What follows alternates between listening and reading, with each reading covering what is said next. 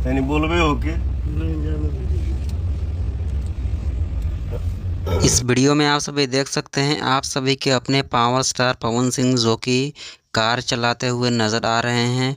लखनऊ के रोडों पर मस्ती करते हुए अपने पूरे टीमों के साथ में नज़र आ रहे हैं, जो कि इस वीडियो को पवन सिंह के ही करीबी भोजपुरी फिल्म इंडस्ट्री के बहुत ही अच्छे प्रोड्यूसर निशांत उज्ज्वल जी के द्वारा पोस्ट किया गया है।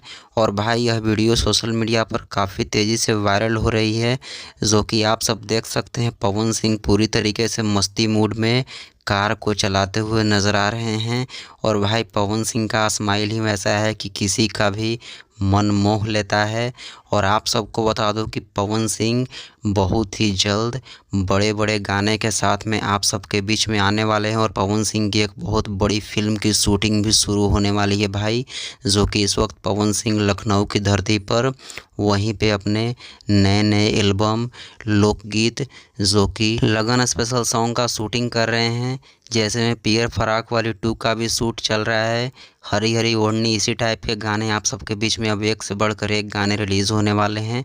तो इस बार भी पूरे तरीके से पवन सिंह अपना कहर इस लगन में भी खड़ा करेंगे और तांडव करेंगे। बाकी इस वीडियो को शेयर करिए। धन्यवाद।